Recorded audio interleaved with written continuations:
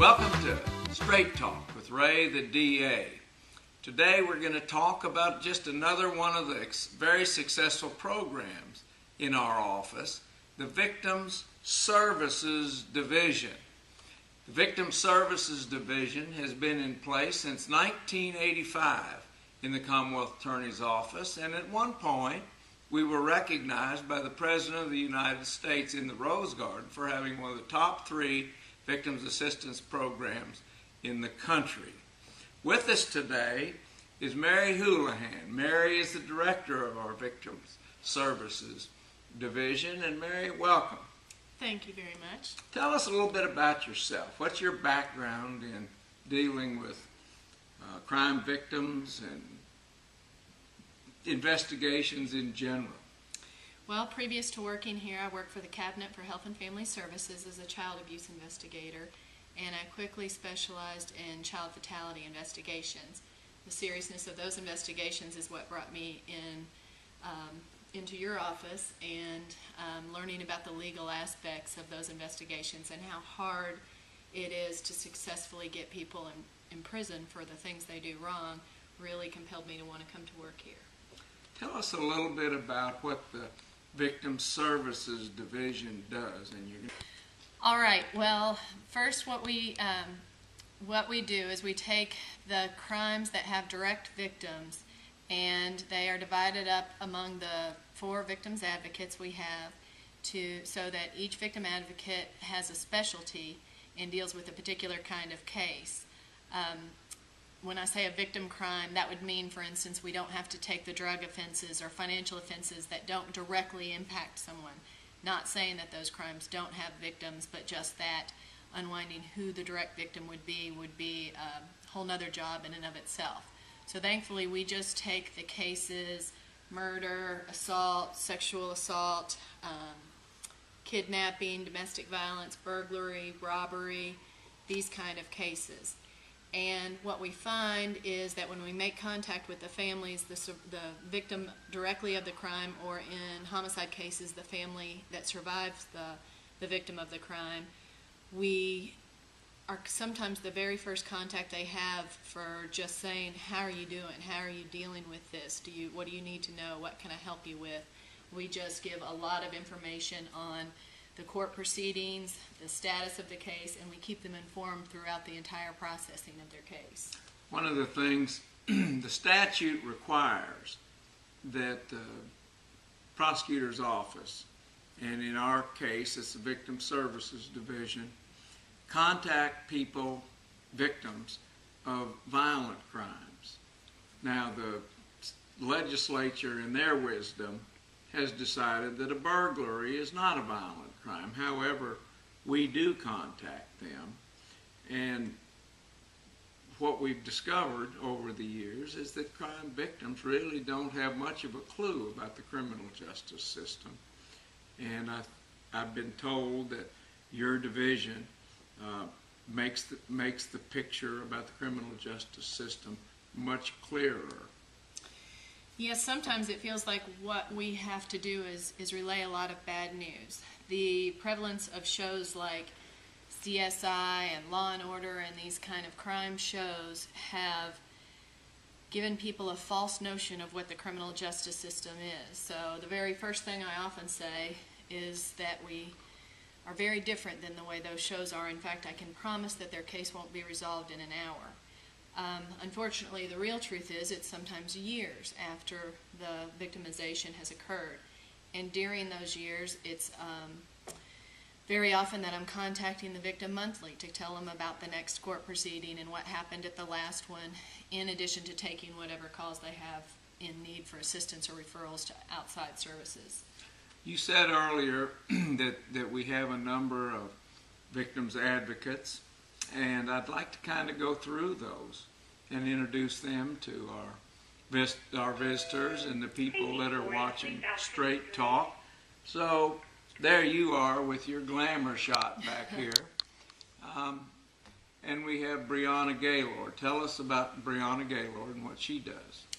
Brianna specializes in the burglary cases that Ray was talking about. I'm very, very glad that we do accept those cases and assign a victim advocate to them, because the victims in those cases do not consider it a nonviolent crime. They feel threatened, they feel traumatized, they are deeply, deeply affected, and Brianna's fantastic at keeping them informed as their case is processed and make them feel like somebody is taking their victimization seriously. So my mother had met Brianna a number of times and called her Miss Personality. She is. Well, she's a hard worker. What about Cathy High? Cathy is wonderful. She has been with the office for over 10 and a half years, and she specializes in cases of child abuse, sexual abuse, any abuse involving children. Well, that's got to be depressing.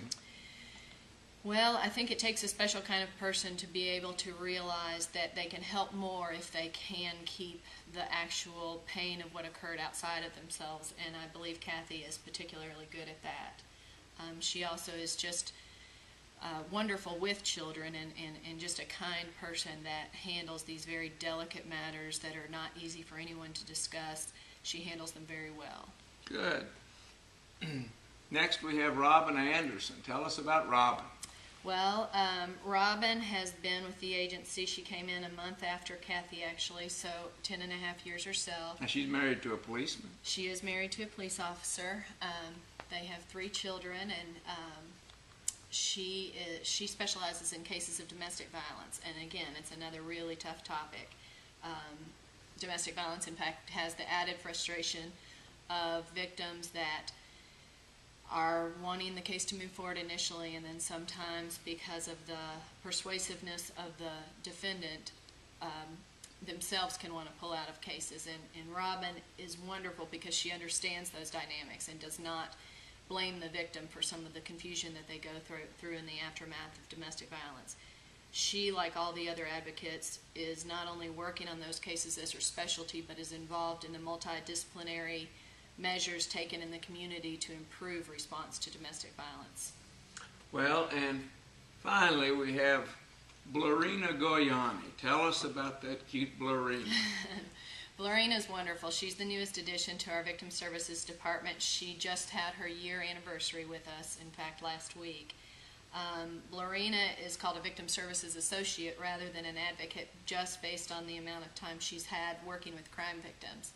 Blurrina came from Kosovo, and there was a school teacher with a college degree in education. However, none of that transferred when she came to America with her husband, and we're very lucky for that because we've tried really hard to pull her more towards social work and working with crime victims, and I do believe she now has the bug. Well, one of the things about Blurrina, she lived through the Serbian-Croatian mess over in Eastern Europe and witnessed a lot of atrocities, and but she's a strong woman, and we're sure glad she's part of our team. Now, what do you do? I mean, because you don't just stand there and play chess and assign things. What do you do? No, as director, I also take a full caseload of victim cases. So I've, like a lot of the advocates, gotten my specialty handed to me just by circumstance. It seems I came in right when you were involved in an initiative to improve the response to vehicular homicide cases or cases of assault with the car as a weapon through use of drugs or alcohol. And so I've learned a lot about those cases and just begun taking on all of those in the office. I also take the elder abuse cases and work those. Those are awfully sad. They really are. Mm-hmm. We'll talk more on about the kind of cases, as a matter of fact, because each one of those types of cases merits its own straight talk. Absolutely. With Ray the D.A., and that would be me. And from the sound of this music, I can tell Caroline is saying, "Wrap it up, Raymond." So we'll see you next time on Straight Talk with Ray the D.A.